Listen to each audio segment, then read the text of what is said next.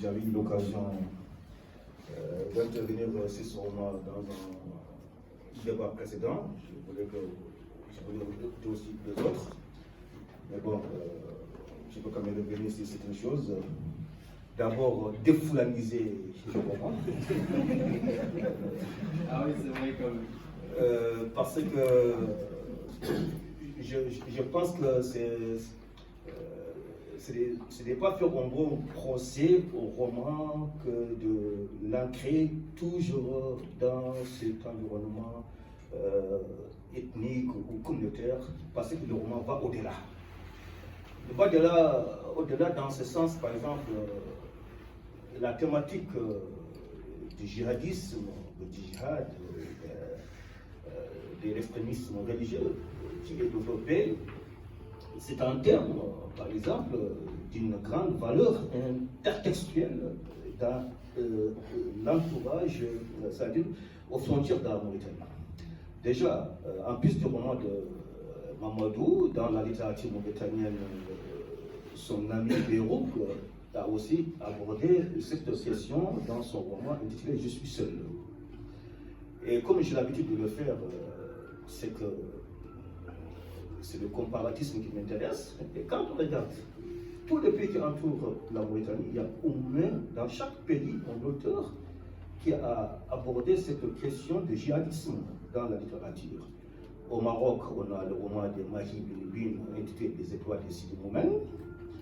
En Algérie, on a le roman de Yasmina Khadra intitulé Khalil. Au Sénégal, on a le roman de Mohamed Mbougar Sarr intitulé Terre Sainte. Et au Mali, on a le roman de Mohamed Samaki intitulé J'ai épousé une terroriste. Voilà déjà que nous voyons comment ce roman dépasse un cadre purement réducteur pour être un roman, j'allais dire, universel. Ensuite, Diop a abordé une question, je vais revenir là-dessus un peu, en disant qu'un peu de roman, un peu de pages, il a développé autant de questions. Effectivement, dans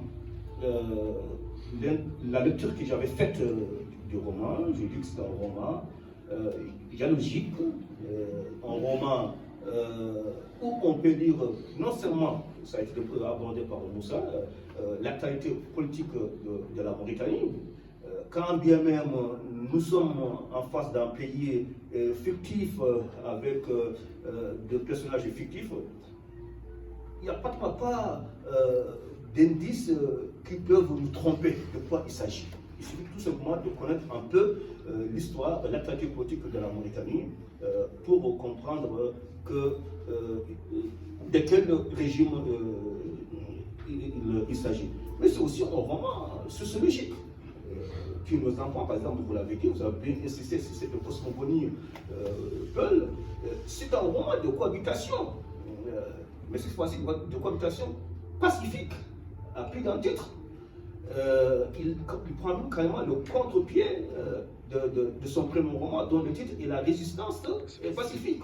Ici, on n'est pas dans la résistance, on est dans la coexistence.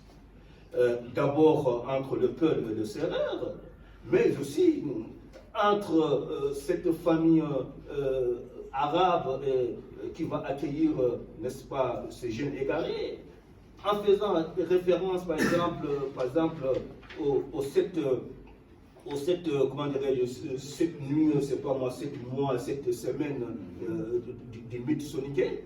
Voilà, finalement, je pense que ce roman doit être abordé dans un angle intertextuel pour lui donner toute la valeur qu'il lui suit. Voilà, je ne veux pas développer cette question, peut-être nos étudiants répondront sur cette question. Je m'anticipe pour le moment, je vous